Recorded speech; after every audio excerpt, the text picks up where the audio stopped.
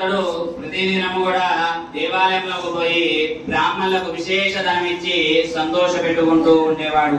అతని భార్య చాలా సౌందర్యవతి, మంచి గుణములు గలది. ఆ దంపతులు ఇద్దరూ కూడా ఒక రోజు భద్రశీలా నది తీరాన యొక్క స్వామివారి యొక్క వ్రతాన్ని ఆచరిస్తూ ఉన్నారు.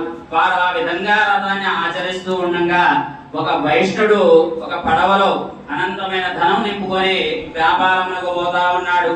అతడు ఆ విధంగా వ్యాపారములకు పోతూ ఉండగా యొక్క భద్రశీల నది తీరాన యొక్క రాజుగారి యొక్క వ్రతాన్ని ఆచరిస్తూ ఉన్నారు కదా, అది గమనించాడు ఆ యొక్క వైష్ణుడు. యొక్క నది తీరాన ఎవరో ఏదో పూజాది కార్యక్రమం నిర్వర్తిస్తున్నారు, అసలు అది ఏమిటో తెలుసుకుందామని చెప్పేసి ఆ యొక్క పడవను ఒడ్డున పెట్టి ఆ రాజుగారు చేస్తున్న పూజా స్థలం దగ్గరికి వెళ్ళి ఆ పూజా కార్యక్రమంతో పూర్తయ్యే వరకు ఉండి అక్కడ యొక్క స్వామివారి యొక్క తీర్థ ప్రసాదాలు స్వీకరించి ఆ యొక్క రాజుగారిని ఈ విధంగా అడుగుతున్నారు, అయ్యా మీరు ఒక రాజుగారు అయి ఉన్నారు, అసలు మీరు ఎందుకో ఏదో పూజాని కార్యక్రమం నిర్వర్తిస్తున్నారు, అసలు ఎందుకు చేస్తున్నారు, దేనికి చేస్తున్నారు, అసలు ఇది చేసినా ఏమి ఫలితం కలుగుతుంది అని చెప్పేసి ఈ యొక్క వైష్ణుడు ఆ యొక్క రాజుగారిని ప్రశ్నించాడు. అతడు చాలా సంతోషించి, ఓ వైష్ణుడా, నేను నా రాజ్యం ఎంతో సుఖ సంతోషాలతో ఉంది, అష్టైశ్వర్యాలతో ఉంది, భోగభాగ్యాలతో ఉంది, కానీ నా తదుపరి నా యొక్క రాజ్య పరిపాలన చేయడానికి నాకు కుమారులు లేరు.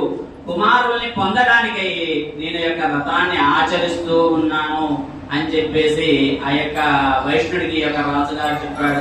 అది యొక్క వైష్ణుడు కూడా ఈ విధంగా అంటున్నాడు, అయ్యా రాజుగారు, నాకు వివాహమై చాలా సంవత్సరాలైంది, నాకు సంతానం కలగలేదు, మరి నేను కూడా యొక్క వ్రతాన్ని ఆచరిస్తే సంతానం కలుగుతుందా అంటే, భక్తి శ్రద్ధతో ఎవరైతే ఆచరిస్తారో వారు అనుకున్న కోరికలు సిద్ధిస్తాయి నాయన అని చెప్పేసి ఈ యొక్క రాజుగారు చెప్పారు. ఆ యొక్క వ్రతాన్ని కూడా ఏ విధంగా ఆచరించాలో చెప్పేసి చెప్పారనమాట.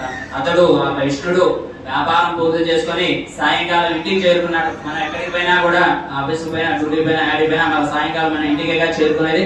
తన ఇంటికి చేరుకుని తన భార్య అయినటువంటి లీలావతితో ఇలా అంటున్నాడు, లీలావతి, ఈ రోజు నేను వ్యాపారానికి వెళ్ళాను, ఈ యొక్క భద్రశీల నది తీరాన యొక్క రాజుగారు యొక్క వ్రతాన్ని ఆచరిస్తూ ఉన్నారు. రాజుగారికి కుమారులు లేరంట, కుమారుల్ని పొందడానికి ఈ యొక్క వ్రతాన్ని ఆచరిస్తూ ఉన్నారు. మనకు సంతానం లేదు, ఆ యొక్క స్వామివారి యొక్క అనుగ్రహం వల్ల కనుక మనకి సంతానం కనుక కలిగితే మనం కూడా చక్కగా కూడా ఈ యొక్క స్వామివారి యొక్క వ్రతాన్ని ఆచరిద్దామని తన భార్య వింటుండగా ప్రతిజ్ఞ చేస్తాడనమాట. వాళ్ళిద్దరు కూడా చాలా సంతోషించారు. ఆ ధర్మపారాయణమై భక్తతో సుఖించి 10వ మాసంలో ఒక కుమార్తెని కన్నారు. ఆ కుమార్తెకి కళావతి అని పేరు పెట్టారు. ఆ కళావతిని ఎంతో అల్లారు ముద్దుగా పెంచుకుంటున్నారు. ఇంకా లేక కలిగిన సంతానంగా ఆ కుమార్తెను ఎంతో అల్లారు ముద్దుగా పెంచుకుంటున్నారు. అప్పుడు ఆమె గుర్తు కలిగి, ఏమిటి మరి మనకి సంతానం కలిగింది కదా, ఇక స్వామివారి యొక్క అనుగ్రహం వల్ల మరి చక్కగా కూడా స్వామివారి యొక్క వ్రతాన్ని ఆచరిద్దామండి అంటే, ఇప్పుడు ఎందుకు, ఇప్పుడు అమ్మాయికి వివాహ కాలంలో చేద్దాంలే, అప్పుడైతే అయ్యగారు ఖర్చు కూడా కలిసి వస్తుంది, అన్ని కలిసి వస్తాయి అని చెప్పేసి చక్కగా కూడా ఇప్పుడు అమ్మాయికి వివాహ కాలం చేద్దామని చెప్పేసి ఇతను వ్యాపారం చేసుకుంటూ ఉన్నాడు. ఆ విధంగా వ్యాపారం చేసుకుంటున్నా అమ్మాయికి యుక్త వయసు వచ్చింది, వివాహం చేసే వయసు వచ్చింది. ఒక దూతను పిలిచి, అయ్యా నేను నా యొక్క కుమార్తెకి వివాహం చేయాలనుకుంటున్నాను, మరి నా యొక్క కుమార్తెకి అన్ని రకాలుగా తగ్గ ఒక వరుణ్ణి తీసుకొని రమ్మని చెప్పేసి ఒక దూతను పంపించాడు. ఆ దూతలు పక్కనే ఉన్న కాంచనాపురం నగరానికి వెళ్ళి ఈ యొక్క కుమార్తెకి అన్ని రకాలుగా తగ్గ వరుణ్ణి తీసుకొని వచ్చాడు. అయ్యా, ఈ యొక్క కుమారుడైతే నీ కుమార్తెకి అన్ని రకాలుగా తగ్గ వరుడు చాలా చక్కగా కూడా వ్యాపారం చేస్తున్నాడు, ఇతన్ని ఇచ్చి వివాహం చేస్తే నీ కుమార్తె ఎంతో సుఖ సంతోషాలతో ఉంటదని చెప్పేసి చెప్తే అతడు చూసి చక్కగా కూడా ఎంతో అంగరంగా వైభవంగా కూడా ఆ యొక్క అమ్మాయి వివాహం చేశారు. కానీ వీళ్ళ సంతోషపడి ఈ యొక్క వ్రతాన్ని చేస్తామన్న విషయం మర్చిపోయారు. స్వామివారికి కోపం కలిగింది వీరి మీద.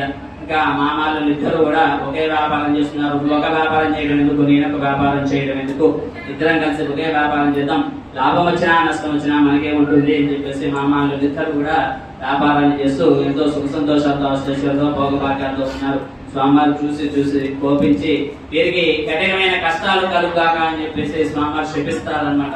శపిస్తే వీళ్ళిద్దరు మామాళ్ళులో ఒక రోజు పడవ నింపుకొని వ్యాపారానికి పోయారు. రక్తసానపురానికి పోయారు. రక్తసానపురాన్ని చంద్రకేతు మహారాజు గారు పరిపాలన చేస్తున్నారు. ఆ యొక్క రాజ్య పరిపాలన ఎంతో సుఖ సంతోషాలతో అష్టైశ్వర్యాలతో భోగభాగ్యంతో ఎంతో రమణీయంగా ఉంది. అంత చక్కగా కూడా చేస్తున్నారు ఈ యొక్క రాజుగారు. వాళ్ళు ఆ రోజు వ్యాపారం మొత్తం పూర్తి చేసుకునే వరకు చాలా సమయం అయిపోయింది, చాలా ఆలస్యం అయిపోయింది.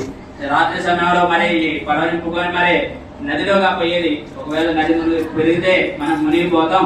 ఈ రోజు ఈ ఊర్లో దేవాలయంలో నిద్ర చేసి మరునాడు మనం పొద్దున ఇంటికి వెళ్దామని మామాలు ఇద్దరు నిర్ణయం తీసుకొని చక్కగా కూడా స్నాన సంధ్యాలు చేసుకొని చక్కగా వాళ్ళు తెచ్చుకున్న ఆహారం భుజించి చక్కగా కూడా వీళ్ళు గాఢ నిద్రలో చేరారు. ఉదయం నుంచి వ్యాపారం చేసి ఉన్నారు కదా, అలసిపోయి ఉండడం వల్ల వీళ్ళు గాఢ నిద్రలో చేరుకున్నారు. ఇంకా స్వామివారు వీరికి శాపం పెట్టారు కదా.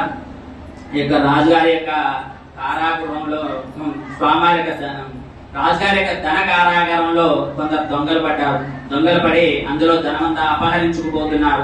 ఇది గమనించిన రాజభటులు, అయ్యా మన రాజ్యంలో ఎవరో దొంగలు పడ్డారు, మన యొక్క ధనమంతా కూడా అపహరించుకుపోతున్నారు, దొంగలు పట్టుకోవాలని చెప్పేసి ఈ యొక్క రాజభటులు ఆ దొంగల్ని వెంబడిస్తూ ఉంటే ఈ యొక్క దొంగలు గమనించారు. రాజభటులు మన వెతుక్కుంటూ వస్తున్నారు. ఈ ధన సంచులతో కనుక వాళ్ళ రాజభటులు దొరికితే మన కారాగృహంలో బంధించి చిత్ర హింసలు పెడతారు.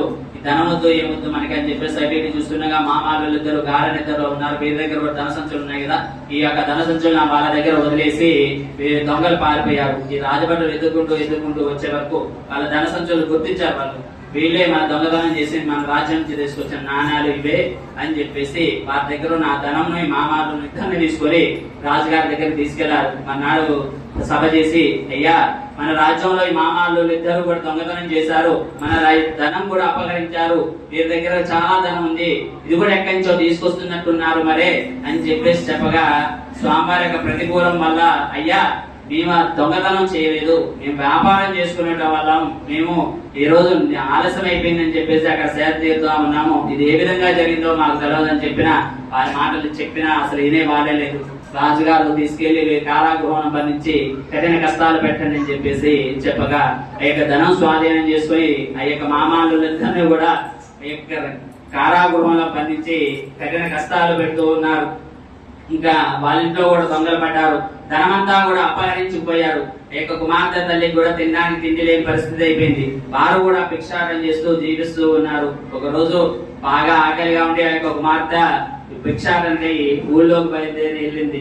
భిక్షాటన చేస్తూ ఉండగా ఒక బ్రాహ్మణ గృహంలో యొక్క వ్రతాన్ని ఆచరిస్తూ ఉండగా చక్కగా కూడా అక్కడ పూజాస్థలం దగ్గర కూర్చొని ఏక స్వామివారికి 5 గంటలు శ్రద్ధగా ఆలకించి తను తీర్థ ప్రసాదాలు తీసుకుని తన తల్లి ఇంటి దగ్గర ఉంది కదా, ఆమె కూడా కొంచెం ప్రసాదం తీర్థం తీసుకుని వెళ్ళింది.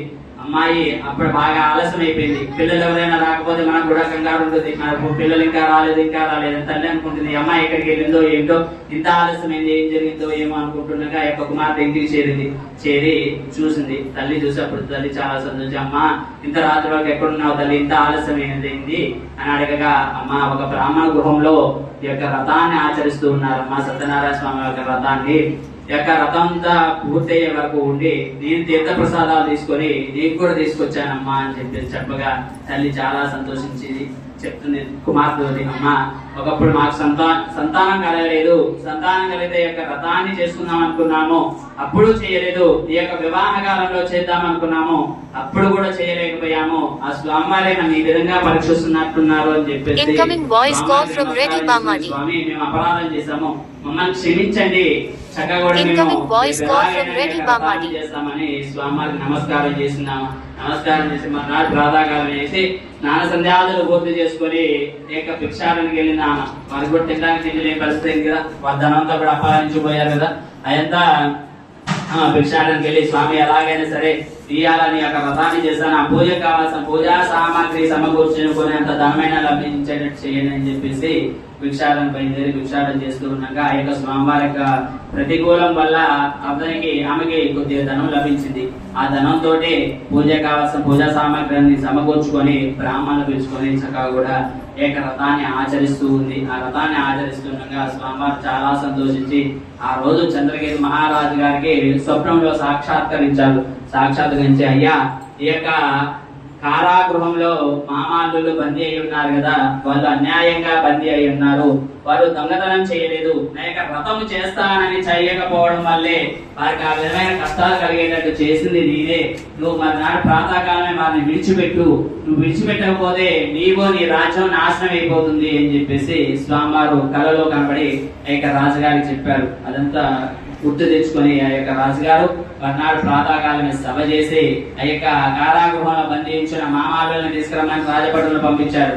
వాళ్ళు రాజభటులు ఇద్దరు కూడా మామాళ్ళని తీసుకొని రాజుగారి దగ్గరకు వస్తున్నారు. మామాళ్ళు ఈ విధంగా అనుకుంటున్నారు, ఇంకా రాజు ఏ విధమైన కష్టాలు పెడతారో, ఎందుకో మనకి తీసుకెళ్తున్నారు ఈ కారాగృహం నుంచి భయపడుతూ ఉన్నారు.